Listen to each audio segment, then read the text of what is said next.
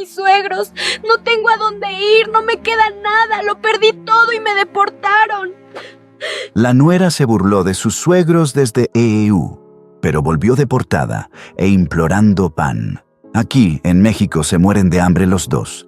Allá, yo vivo como reina. ¿Para qué voy a volver? Esas palabras las dijo Silvana un domingo por la tarde mientras hablaba por teléfono con su prima.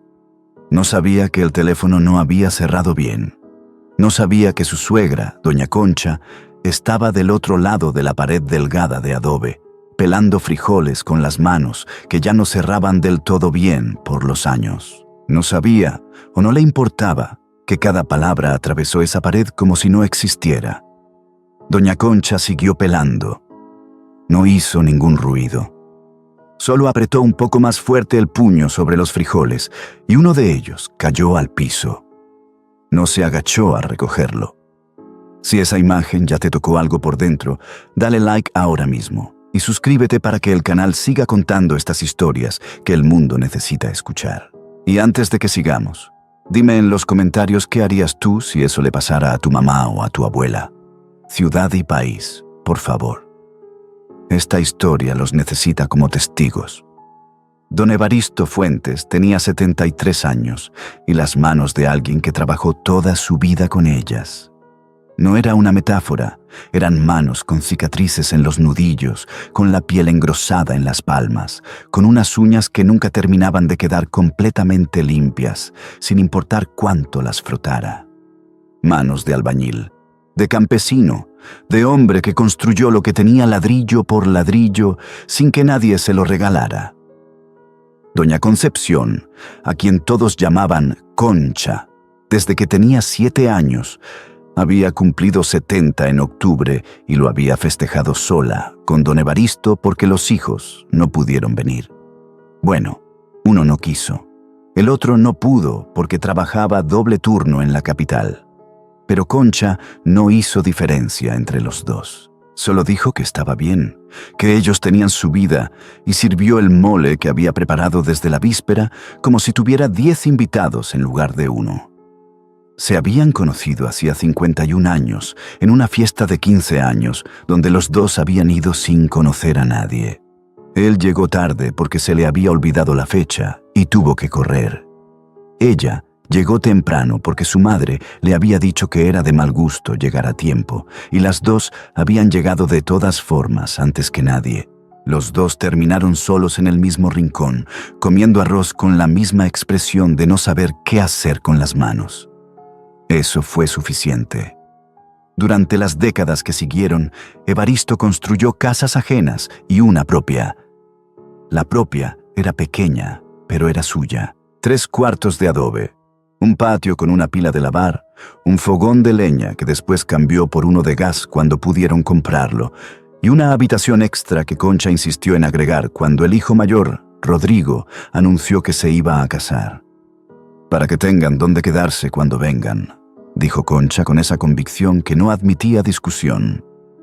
Esa habitación extra fue el primer error. No porque fuera un error construirla, sino porque Concha nunca imaginó que construir un lugar para alguien podía convertirse en la justificación de que ese alguien te quitara todo lo demás. Rodrigo se casó con Silvana hace 9 años. Silvana era del mismo pueblo, hija de una familia con algo más de dinero y mucho más de pretensiones. Desde el primer día, Concha notó que Silvana miraba la casa de adobe con una expresión difícil de definir. No era desprecio abierto, era algo más refinado que eso. Era la expresión de alguien que acepta algo temporalmente mientras espera algo mejor. Pero Concha no dijo nada. Preparó el mole negro para la boda, bordó el mantel de la mesa principal y guardó su observación en ese lugar del corazón donde las mujeres de su generación guardaban todo lo que no podían decir. Don Evaristo tenía un negocio pequeño, una tiendita de abarrotes que Concha atendía todos los días de lunes a sábado, desde las 7 de la mañana hasta las 9 de la noche. No era grande, pero era constante. Vendía frijol a granel, azúcar, harina, refrescos, velas, jabón de lavandería y 1 o 2 cosas más que la gente del barrio necesitaba sin tener que ir al mercado. Ese negocio había pagado la carrera técnica de Rodrigo. Ese negocio había puesto comida en la mesa durante 40 años. Y ese negocio tenía un nombre, bordado en el delantal de Concha con hilo azul marino que ella misma había cosido: Abarrotes La Familia. El delantal era café con el bordado azul.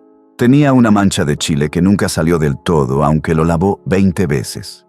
Concha lo usaba todos los días, sin pensar en él, de la misma manera en que uno no piensa en el corazón hasta que empieza a fallar.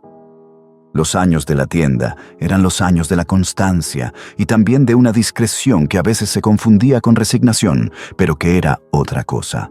Era la certeza de que las cosas grandes no hacen ruido. Un árbol no anuncia que está creciendo. El agua no avisa antes de abrirse camino por la roca.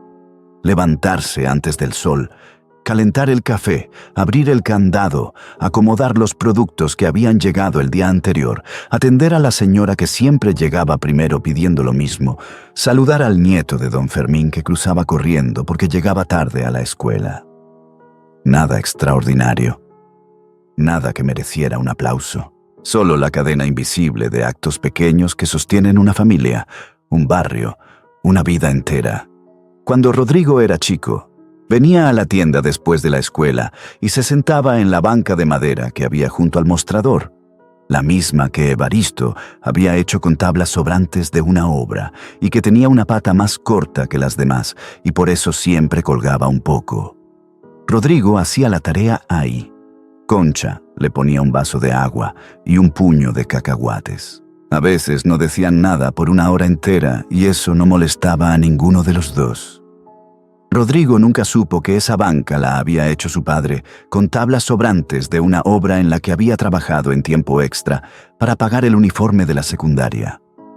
Evaristo nunca lo mencionó. Así funcionaba el amor en esa casa, sin anuncio y sin factura. Esa banca siguió ahí después de que Rodrigo creció, después de que se casó, después de que se fue. Siguió ahí cuando Silvana empezó a mirar la casa con esa expresión calculadora, y siguió ahí el día que llegó la licenciada con los papeles. Mientras tanto, en ese mismo año, a 4.000 kilómetros al norte, Silvana Reyes de Fuentes vivía lo que ella describía en sus publicaciones de redes sociales como la vida que siempre soñé. No era exactamente mentira. Tenía un departamento rentado en el sur de California con ventanas grandes y una cocina que nunca usaba porque prefería pedir comida a domicilio. Tenía un trabajo en una lavandería industrial que le pagaba en efectivo y que no le exigía papeles que ella tampoco tenía. Tenía un auto usado que le había prestado una prima y que conducía con la seguridad de alguien que nunca ha pensado que las cosas buenas pueden terminar. Y tenía a Rodrigo, que la había seguido hasta allá 6 meses después de que ella cruzara, abandonando en Oaxaca no solo a sus padres, sino también a un trabajo estable, a 3 amigos de toda la vida y a la costumbre de comer tortillas recién hechas que extrañó desde la primera semana, aunque nunca lo dijo, dejando en Oaxaca a sus padres con la promesa de que en cuanto se estabilizaran, iban a mandar dinero. Esa promesa tenía ya 4 años de antigüedad y nunca había cumplido ni la mitad de su peso. Lo que Silvana no publicaba en sus redes sociales era esto, que ella y Rodrigo discutían 3 noches de cada 7 por dinero.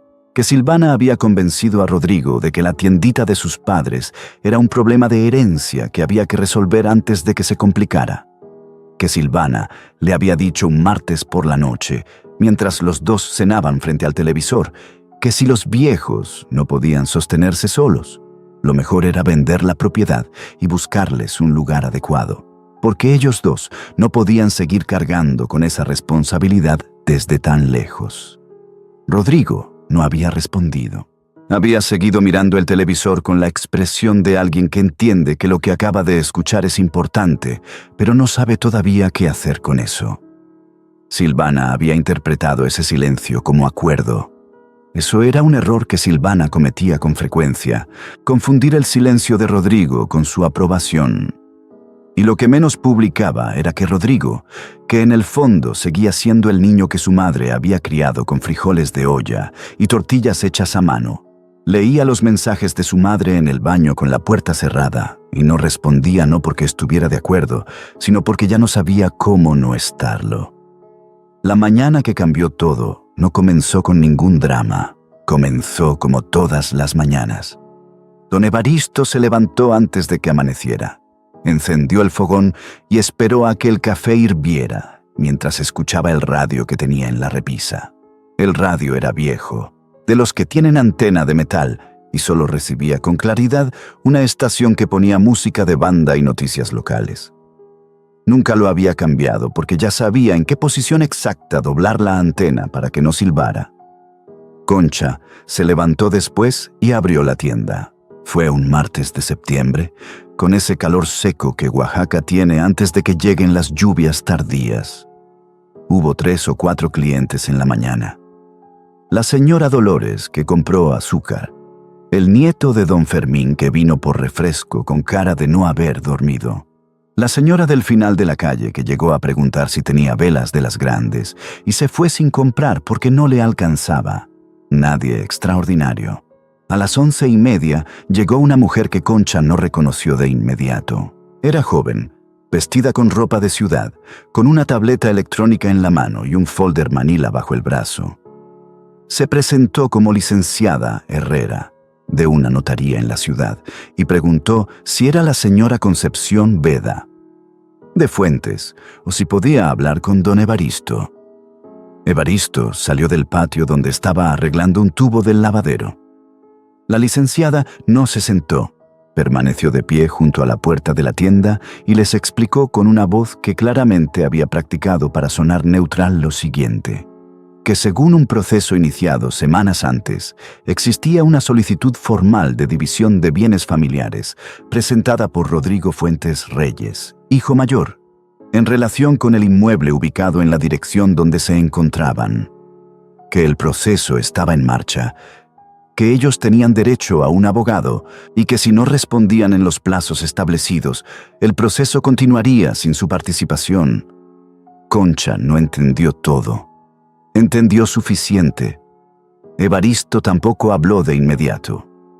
Miró la tableta que la licenciada sostenía como si los documentos que había ahí pudieran cambiar de contenido si los miraba el tiempo suficiente.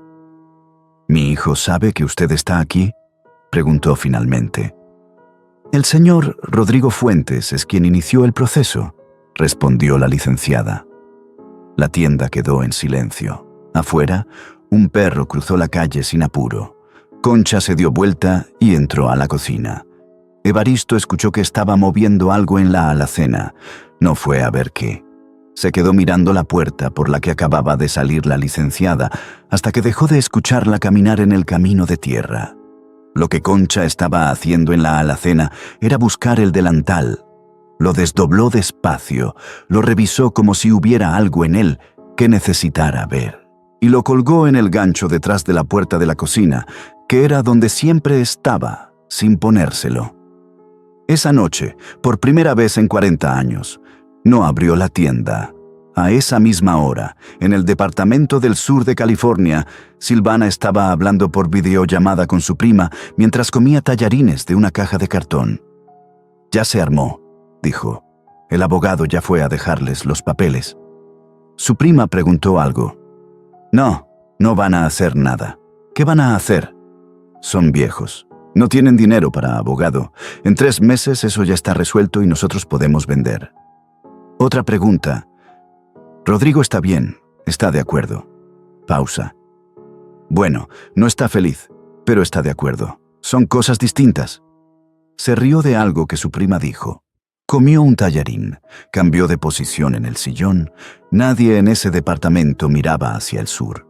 Nadie pensaba en una tiendita de adobe donde acababan de apagar la luz por primera vez en 4 décadas. Nadie pensaba en un hombre que se quedó mirando una puerta y en una mujer que desdobló un delantal para no ponérselo. Eso era lo que Silvana no sabía hacer todavía. Pensar en lo que no se ve. Los días que siguieron fueron de una monotonía que dolía de una manera diferente a la del dolor agudo. No era desgarro, era erosión. La diferencia entre que te corten con un cuchillo y que te disuelva el agua. La segunda no se siente de inmediato, pero al final queda menos de ti. La tienda siguió abierta porque no había otra opción. El dinero que producía era pequeño, pero era el único. Los gastos médicos de Evaristo, que tomaba pastillas para la presión y para los riñones desde hacía 3 años, dependían de ese dinero. La comida dependía de ese dinero. Las velas que Concha ponía en el altarcito de la sala también. Pero algo había cambiado en la dinámica de la tienda. Concha ya no platicaba con las clientas como antes. Respondía lo que le preguntaban, daba el cambio exacto y miraba hacia la puerta cuando alguien entraba con una expresión que no era exactamente desconfianza, sino algo parecido a la anticipación de un golpe que ya sabe que va a llegar, aunque no sabe exactamente cuándo. Los martes, que siempre habían sido el día más tranquilo, se volvieron los más pesados. No por ninguna razón lógica. Solo porque era martes que había llegado la licenciada con los papeles y el cuerpo recuerda esas cosas, aunque la mente preferiría no hacerlo. Evaristo fue a 2 citas con abogados. El primero cobró una consulta que se llevó el dinero de la semana y le dijo que el caso era complicado. El segundo no cobró consulta, pero tampoco supo decirle nada concreto. Había un proceso en marcha. Su hijo lo había iniciado. Los documentos eran reales. Si querían defenderse, necesitaban un abogado de verdad, y eso costaba dinero. Una mañana, Evaristo llegó a la cocina y encontró que Concha estaba contando monedas sobre la mesa. Las había separado por denominación, las de 1 peso en una fila, las de 2 en otra, las de 5 al final. Las estaba contando con la misma concentración con que una vez contó los ladrillos que necesitaba para la habitación extra. ¿Para qué alcanza?, preguntó Evaristo. Para el autobús y para medio kilo de azúcar, dijo Concha sin levantar la vista. Evaristo no respondió. Se sirvió café y se sentó a la mesa sin mover las monedas de su lugar. Las miró. Contó las mismas que ella había contado, aunque los dos ya sabían el total. La comida de esa semana fue frijoles 3 días seguidos. No por gusto, porque era lo que tenían. Y aunque Evaristo nunca lo dijo en voz alta, en algún momento de ese martes o ese miércoles, mientras comía su plato frente a la ventana, pensó que hacía 40 años que no comía frijoles por necesidad. Siempre por gusto. Siempre porque a los dos les gustaban. Que hubiera una diferencia entre las 2 razones era algo que ningún libro le habría podido explicar tan bien como esa semana lo hizo. Hubo una tarde en que llegó a la tienda la señora de la farmacia de enfrente, doña Esperanza, que era de las que nunca se metían en asuntos ajenos, pero que tampoco eran indiferentes. Compró medio kilo de azúcar y mientras Concha lo medía, dijo sin mirar directamente a ninguno de los dos: «Si necesitan algo, ya saben dónde estoy». Y se fue sin esperar respuesta. Concha guardó el billete del azúcar en la cajita de madera del mostrador y no dijo nada. Pero esa noche, cuando estaba rezando, incluyó a doña Esperanza en sus oraciones. No porque hubiera hecho nada grande, sino exactamente porque no había hecho nada grande y de todas formas lo había dicho. Eso era lo que la gente no entendía de los momentos difíciles, que no son los gestos enormes los que sostienen, son los pequeños, el billete de azúcar, la servilleta con un número, el taco envuelto en papel de una persona que espera en una esquina sin que le hayan pedido que esperara. Concha los preparó de formas distintas para que no fueran exactamente igual. Un día con epazote, otro día fritos. El tercero en caldo con quelite que cortó ella misma en el patio. Evaristo no comentó nada sobre el menú. Comió lo que le pusieron con la misma expresión con que comía cualquier cosa, sin queja y sin entusiasmo excesivo. Solo comiendo, porque había que comer. Por las noches, Concha se sentaba en la banca de madera junto al mostrador de la tienda después de cerrar, con la luz apagada para no gastar, y miraba la calle por la ventana abierta. A veces pasaba alguien. Más seguido, no pasaba nadie. En el barrio había 4 o 5 perros que se paseaban de noche y que ella conocía de vista, aunque nunca les había puesto nombre. Los veía pasar y seguía sentada. Evaristo nunca le preguntó qué hacía ahí. Sabía qué hacía. Lo mismo que hacen las personas cuando piensan, mirar hacia afuera para ordenar lo que está adentro. Fue durante una de esas noches que Evaristo le dijo que iba a llamarle a Rodrigo. «Espera», dijo Concha. «¿Para qué?» «Para que no llames de rabia». Evaristo no respondió, pero esperó. La llamada la hizo 4 días después, cuando la rabia se había enfriado lo suficiente para quedar solo como una certeza. Rodrigo contestó al tercer intento. La conversación duró 11 minutos. Evaristo habló con esa calma particular de los hombres que han aprendido a no perder los estribos, porque saben que si los pierden, no los van a encontrar. Le explicó la situación. Le preguntó si era cierto. Le preguntó por qué. Rodrigo respondió que solo quería asegurar su parte de la herencia, que no era nada personal, que ellos podían quedarse viviendo ahí. Solo necesitaba que la propiedad quedara dividida legalmente, que Silvana le había explicado que era lo más justo para todos.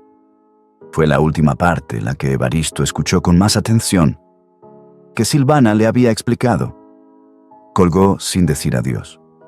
No por rabia, por algo más frío que eso, por la certeza de que había entendido todo lo que necesitaba entender. Esa noche hubo una tormenta de las que llegan sin aviso en Oaxaca en septiembre. El techo de la tienda tenía una gotera que siempre habían dicho que iban a arreglar y nunca habían arreglado. El agua entró en un balde que Concha puso debajo y el sonido del agua cayendo gota a gota sobre el metal fue el sonido con el que los dos se durmieron. Ella rezando en voz baja, él mirando el techo con los ojos abiertos. Hay momentos en que uno entiende la profundidad de lo que está viviendo, no por un golpe grande, sino por un detalle absurdamente pequeño. Para Concha, ese momento fue cuando un miércoles por la tarde llegó una niña a comprar un refresco y le pagó con un billete de 50 pesos. Concha abrió la cajita del mostrador para dar el cambio y vio que adentro había exactamente 42 pesos en monedas surtidas. No alcanzaba. Tuvo que pedirle a la niña que esperara. Fue a la cocina, abrió el bote de café donde guardaba los billetes chicos. Encontró uno de 20 arrugado al fondo, volvió al mostrador y completó el cambio. La niña se fue sin notar nada. Concha se quedó parada frente al mostrador vacío mirando las monedas que quedaron en la cajita. Las contó. 8 pesos. Eran las 8 de la noche. Faltaban 2 horas para cerrar. Pensó en todos los años que había abierto esa cajita y había encontrado suficiente. En todos los años que había dado cambio, sin tener que ir a buscar a la cocina. En todos los años que ese acto simple, abrir la caja y tener suficiente, había sido tan natural que nunca lo había notado. Se dio cuenta de que había llegado a ese punto en que se nota lo que antes era invisible porque ya no está. Siguió atendiendo. No apagó la luz antes de las 9. No quería que los vecinos vieran que cerraba temprano y empezaran a preguntar. Y lo que ninguno de los dos sabía todavía era que en el fondo de la alacena, debajo de 3 botes de salsa y de una lata de café que llevaba años sin usarse, había una caja de metal oxidada que Concha había guardado sin saber exactamente por qué guardarla. Una caja que su madre le había dejado junto con el delantal cuando murió, diciéndole solamente, para cuando lo necesites. Concha nunca la había abierto, hasta esa noche. Mientras en Oaxaca caía la tormenta y Concha abría una caja que no había tocado en 20 años, en California la vida de Silvana empezaba a mostrar sus primeras fracturas desde adentro. Rodrigo había llegado tarde. Olía a cerveza, que era algo nuevo porque él casi no tomaba. Silvana no preguntó. Guardó silencio de ese tipo calculado que es peor que el reclamo directo. La semana anterior, Rodrigo había llamado a su madre 3 veces y las 3 veces Silvana había estado presente. En las 3 llamadas, Rodrigo había hablado poco y con frases cortas, como si midiera cada palabra para que no dijera más de lo que quería que Silvana escuchara. Silvana había notado eso, No dijo nada, anotó mentalmente. Pero lo que Silvana no sabía era que Rodrigo había empezado a recordar cosas. Recordaba el olor del atole que su madre hacía los domingos con piloncillo y canela, que llenaba toda la casa desde las 6 de la mañana. Recordaba que su padre le había enseñado a usar un nivel de burbuja cuando tenía 10 años, diciéndole que un hombre que no sabe si algo está derecho no puede construir nada que dure. Recordaba la tiendita y el delantal café y el bordado azul. Y recordaba que hacía 5 años, cuando tuvo una infección en el apéndice y casi no llegó al hospital a tiempo, su madre había tomado el primer autobús de la madrugada con una olla de caldo tapada con un trapo de cocina para que no se enfriara. Que había llegado al hospital con el caldo todavía caliente. Que no había dicho nada. Solo lo había mirado con esa expresión que no necesita palabras. Rodrigo se fue a acostar sin cenar. Tardó mucho en dormirse. Silvana lo escuchó moverse en la oscuridad y supo, con la certeza que tienen las personas que conocen bien a alguien, que esa inquietud no era del cuerpo, era del alma. La caja de metal no tenía llave. Tenía una tapa que se había oxidado tanto que Concha tuvo que meterle un cuchillo de cocina por el filo para abrirla. Adentro había 3 cosas: un rosario de cuentas azules, una foto doblada en 4 partes que resultó ser de la boda de los padres de Concha, y un sobre manila sellado con cinta adhesiva amarillenta que tenía escrito con letra de su madre: para Conchita, en caso de necesidad. Concha sostuvo el sobre largo rato antes de abrirlo. Adentro había un documento, varios documentos, en realidad, todos amarillentos y con dobleces marcados. El primero era una escritura, no de la casa donde vivían ahora, sino de un terreno de 14 hectáreas en las afueras del municipio, que el abuelo de Concha había dejado a su hija y que la madre de Concha había cedido a Concha en vida antes de morir, sin contárselo a nadie, sin registrarlo públicamente, guardando los documentos originales en esa caja de metal, con la convicción silenciosa de las mujeres de esa generación que sabían que la tierra era lo único que no se podía quitar fácilmente si se guardaba el papel correcto. El segundo documento era más reciente, una carta manuscrita de un licenciado del pueblo, fechada hacía 16 años, que explicaba con términos jurídicos sencillos que ese terreno era propiedad exclusiva de Concepción, que no formaba parte de los bienes conyugales y que podía ser utilizado a su discreción. El tercero era una copia de un contrato de arrendamiento firmado hacía 12 años con un señor de apellido Castellanos, que usaba parte de ese terreno para sembrar. Un contrato que había renovado cada 3 años. Un contrato que, revisándolo bien, indicaba que los pagos seguían vigentes y que el señor Castellanos los seguía depositando cada 1 de mes en una cuenta bancaria a nombre de Concha que ella había olvidado completamente porque nunca la había necesitado. Concha leyó los documentos 3 veces. La tercera los leyó en voz alta, despacio, como si quisiera asegurarse de que las palabras significaban lo que parecían significar. Evaristo se acercó. Ella le pasó la escritura sin decir nada. Afuera seguía lloviendo. El balde seguía recibiendo las gotas del techo. ¿Cuánto lleva en esa caja?, preguntó Evaristo finalmente.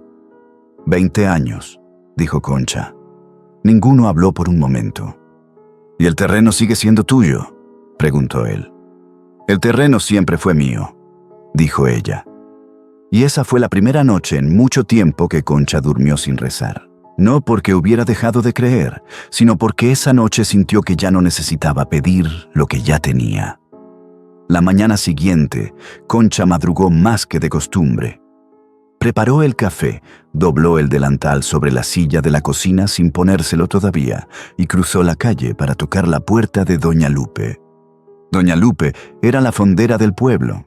Tenía 68 años, era viuda desde hacía 12 y tenía esa clase de inteligencia práctica que no viene de los libros, sino de haber resuelto sola cada problema que la vida le fue presentando. Conocía a Concha desde que las 2 eran jóvenes. Había estado en su boda. Había vendido caldo en el velorio de su madre. y había escuchado, como todos en el barrio, algo de lo que estaba pasando con el hijo y la nuera, aunque nadie sabía exactamente cuánto. Concha le contó todo. Le mostró los documentos. Le preguntó si conocía a alguien de confianza. Doña Lupe la escuchó sin interrumpirla. Cuando Concha terminó, se levantó, fue al fondo de su fonda y volvió con un número escrito en una servilleta de papel. «La licenciada Moreno», dijo. «Mi hija la conoce. No cobra hasta que gana. Y cuando gana, gana bien». Concha guardó la servilleta en el bolsillo del delantal. Esa misma tarde fueron.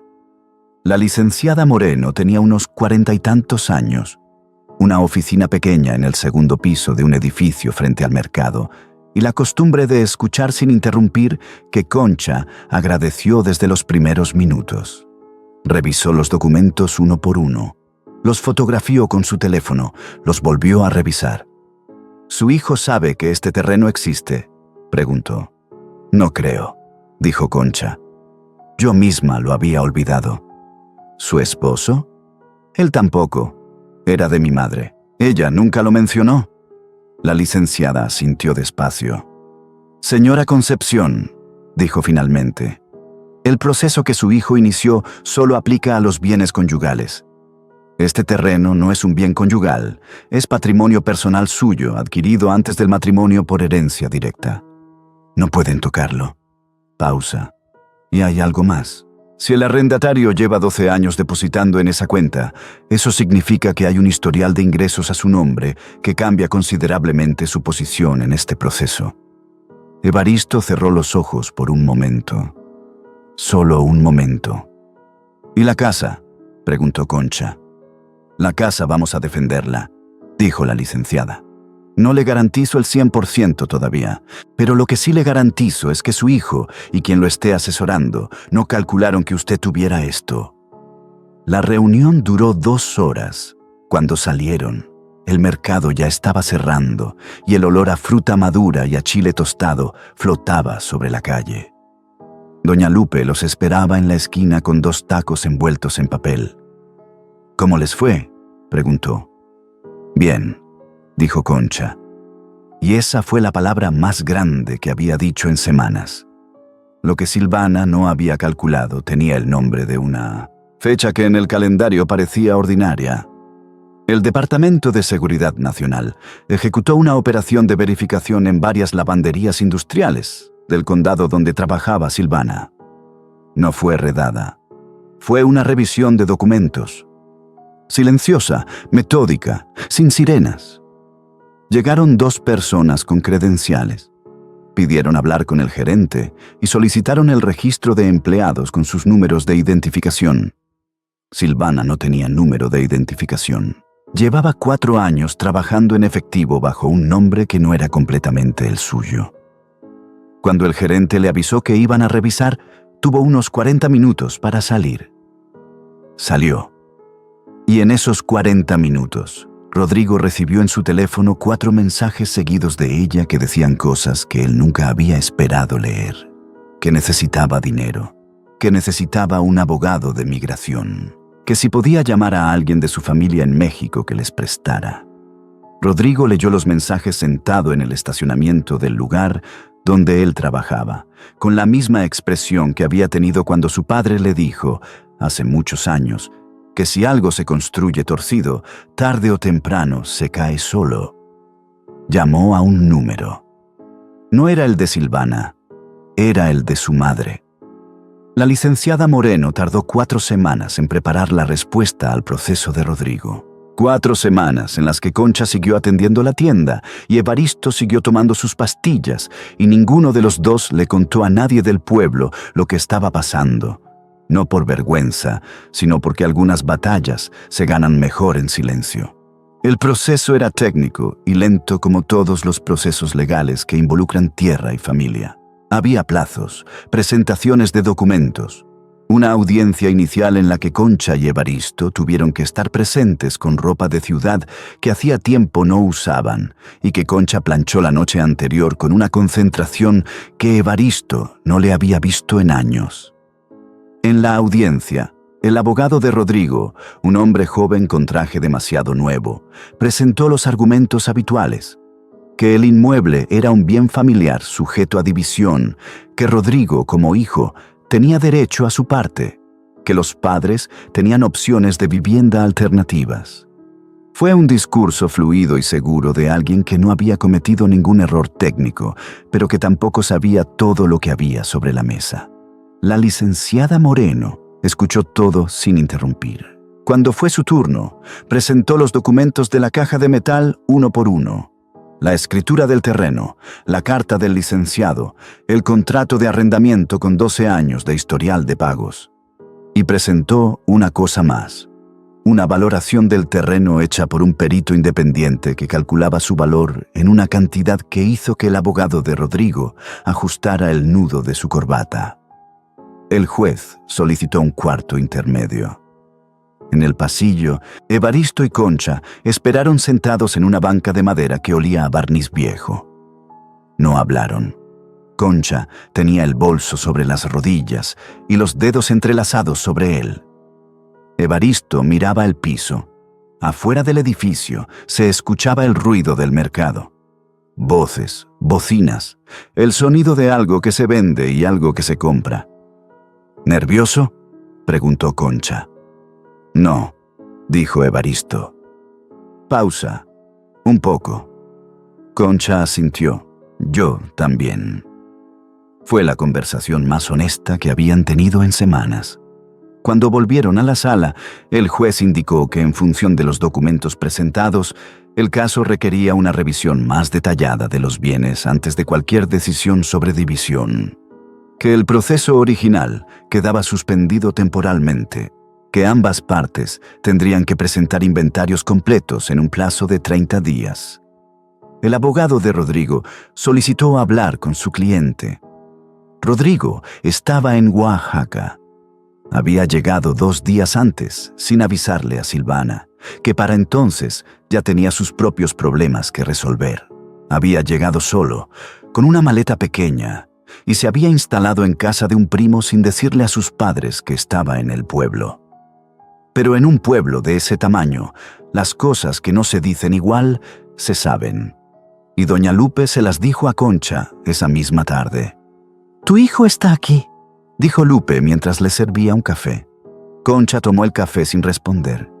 «¿Qué vas a hacer?», preguntó Lupe. «Nada», dijo Concha. «Si quiere venir, ya sabe dónde vivimos». Lupe asintió, no dijo más. Esa noche, a las 8:15, alguien tocó la puerta de la tienda después de que ya estaba cerrada. Evaristo abrió. Era Rodrigo. No traía nada en las manos. Solo estaba parado en el umbral con la expresión que Evaristo conocía bien, porque era la misma que ponía cuando era niño y había roto algo y no sabía cómo explicarlo. Evaristo lo miró un momento. Luego se hizo a un lado. «Pasa», dijo. Rodrigo pasó. Concha estaba en la cocina. No salió de inmediato. Se escuchó que estaba moviendo algo. Cuando salió, traía 2 tazas de café y las puso sobre la mesa sin preguntar si alguien quería. Los 3 se sentaron. Ninguno habló durante varios minutos. Afuera, el mismo silencio de siempre. Rodrigo habló primero. No fue un discurso. Fueron frases cortas, separadas por silencios, que juntas decían que había cometido un error, que no había entendido lo que estaba permitiendo, que Silvana le había dicho que era lo mejor para todos, y que él había confundido lo que era mejor para ella con lo que era mejor para todos.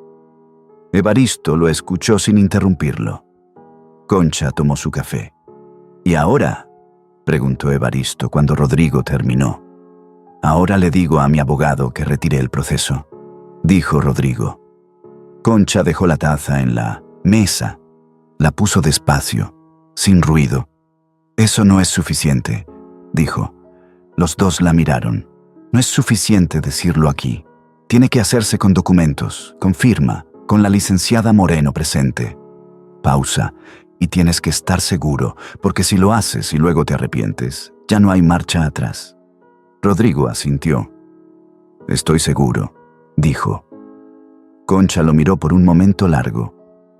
Luego se levantó, fue a la cocina y volvió con el delantal café. Lo dobló sobre la silla junto a su lugar y lo acomodó en el respaldo como si lo hubiera estado esperando ahí. Esa noche nadie durmió temprano, pero tampoco fue una noche de angustia. Fue la clase de noche larga que tiene los ojos abiertos, no por miedo, sino por la necesidad de ordenar todo lo que acaba de cambiar de posición. Durante esos meses, mientras en Oaxaca el proceso legal avanzaba y Rodrigo preparaba su regreso, Silvana vivió lo que viven todas las personas que construyen su vida sobre algo que no les pertenece del todo. La sensación constante de que el suelo puede moverse en cualquier momento. Lo que no sabe uno cuando está en esa situación es que esa sensación generalmente tiene razón. Silvana fue detenida en un control migratorio rutinario 3 semanas después de perder su trabajo. Para ese entonces, Rodrigo ya había retirado el proceso legal, ya había firmado los documentos ante la licenciada Moreno y ya había tenido 3 conversaciones con sus padres que no habían sido fáciles, pero que habían sido reales. Silvana no lo supo de inmediato. Estaba tratando de conseguir un abogado de migración que aceptara su caso sin pago inicial. Cuando finalmente habló con Rodrigo por teléfono, él le contó todo. El proceso retirado, los documentos firmados, la decisión. Silvana no respondió bien. Dijo cosas que Rodrigo escuchó con esa misma calma fría que su padre tenía cuando entendía algo sin necesidad de que nadie se lo explicara 2 veces. El proceso de deportación tardó varios meses. Esos meses, Silvana los vivió en un centro de detención, donde las conversaciones que tenía con su prima por teléfono habían perdido completamente el tono de quien vive como reina. Había otro tono ahora, uno más pequeño, más asustado, más parecido al de una persona que acaba de entender que las decisiones tienen peso y que ese peso lo carga uno. Llegó a México en un vuelo de repatriación una tarde de marzo. No había nadie esperándola en el aeropuerto porque no le había avisado a nadie. Llegó con una bolsa de plástico donde traía la ropa que tenía cuando la detuvieron y un teléfono con la batería muerta. Llegó a su pueblo, a la casa de su madre. Tocó la puerta. No voy a decir lo que pasó detrás de esa puerta porque eso es parte de una historia que no me corresponde contar. Lo que sí puedo decir es lo que pasó después. Pasaron unos días y Silvana tomó un autobús hacia Oaxaca, hacia el barrio donde estaba la tiendita, hacia la casa de adobe con el patio y el fogón. Llegó a la mañana. Concha estaba abriendo la tienda cuando la vio venir por el camino de tierra. Venía sola, sin maleta, solo con lo que traía puesto. Se detuvo a unos metros de la puerta. «Doña Concha», dijo. Concha terminó de abrir el candado, lo colgó en su lugar. Se volteó. «¿Rodrigo sabe que estás aquí?», preguntó. «No», dijo Silvana. «Vine a pedirle disculpas». Concha la miró durante un momento que se sintió muy largo. «Silvana», dijo finalmente, «las disculpas se aceptan o no se aceptan dependiendo de quién las da, no de qué tan apurada está quien las pide». Silvana no respondió. Bajó los ojos. «Entra», dijo Concha después de un momento. «El café ya está». No fue un perdón. Fue algo más complicado que eso y más real. Fue una puerta abierta, que es lo máximo que puede ofrecer una persona que fue traicionada y que aún así decidió no vivir de esa traición el resto de su vida. El proceso legal quedó cerrado con la firma de Rodrigo. La licenciada Moreno presentó los documentos finales un viernes por la mañana y cuando Concha recibió el juego de copias selladas, los guardó en la misma caja de metal donde estaba la escritura, junto al rosario de cuentas azules y la foto de la boda de sus padres. Cerró la caja despacio, con los 2 pulgares sobre la tapa oxidada hasta que quedó sellada. Era un gesto pequeño, pero tenía el peso de algo que se termina y algo que empieza al mismo tiempo. La puso de vuelta en la alacena, no encima de los botes de salsa esta vez, sino adelante, a la vista, como si ahora que sabía lo que había adentro, mereciera un lugar más fácil de encontrar. El terreno de las 14 hectáreas sigue siendo de Concha. El señor Castellanos sigue pagando el arrendamiento puntualmente cada 1 de mes. La cantidad no es grande, pero es constante, y lo constante, como Concha sabe mejor que nadie, es lo que sostiene una vida. Evaristo arregló la gotera del techo de la tienda en noviembre, cuando las lluvias ya habían pasado, pero el frío todavía no llegaba. Lo arregló con cemento y con teja nueva que compró en la ferretería del pueblo, pagada con el dinero del arrendamiento. Tardó 1 día y medio. Cuando terminó, se paró en el patio y revisó su trabajo con el nivel de burbuja que había guardado en el mismo gancho desde hace 40 años. Estaba derecho. Hay una cosa que Rodrigo hizo el primer domingo que fue a comer a la tienda, después de instalarse de vuelta en el pueblo. Llegó con una bolsa de plástico de la ferretería. Adentro había sellador para techo. El bueno, el que dura años, sin decir nada. Subió al techo con una escalera que encontró en el patio y pasó 2 horas aplicando el sellador en todas las juntas de la teja, especialmente en el lugar donde había estado la gotera, que su padre ya había arreglado, pero que Rodrigo repasó de todas formas, porque así es como los hijos piden perdón cuando no saben decirlo con palabras, haciendo algo con las manos. Evaristo lo vio desde el patio sin decirle nada. Cuando Rodrigo bajó, el almuerzo estaba listo. Rodrigo volvió a Oaxaca definitivamente en febrero. Encontró trabajo en una constructora de la capital que tiene proyectos en la región. No vive en la casa de sus padres, vive en un cuarto rentado a 10 minutos de ahí. Los domingos come en la tienda. A veces llega sin avisar y encuentra el mole listo como si su madre hubiera sabido que vendría, aunque ella siempre dice que lo hizo por otras razones. Silvana y Rodrigo ya no están juntos. Eso pasó con o sin todo lo demás. Algunas cosas que se rompen no se reparan y ambos lo saben sin necesidad de decirlo. Silvana está en su pueblo, con su familia. Si recuerda lo que dijo por teléfono creyendo que nadie escuchaba y cómo eso cambió el curso de su historia, solo ella lo sabe. La tiendita sigue abierta, las mismas horas, los mismos productos, el mismo café. El delantal café con el bordado azul sigue colgado detrás de la puerta de la cocina. Concha lo pone todas las mañanas antes de abrir. Lo ha lavado tantas veces que la mancha de chile que nunca salió del todo ahora es solo una sombra, pero sigue estando ahí, pequeña, persistente, completamente suya. Un domingo de ese verano, cuando la tienda estaba cerrada y el barrio todavía estaba en silencio, Concha fue al patio y regó las macetas que tenía en la orilla. Tenía unas 5 o 6. Con geranios de colores distintos que había ido comprando a lo largo de los años, en distintas épocas. Algunos los había comprado cuando algo bueno pasaba. Otros cuando algo malo pasaba y necesitaba poner las manos en tierra para recordar que la tierra no juzga. Los regó despacio, sin apuro. El agua cayó sobre la tierra y la tierra la absorbió en silencio. Evaristo salió al patio con su café. Se paró junto a ella. ¿Cuántos años tienen los rojos?, preguntó él.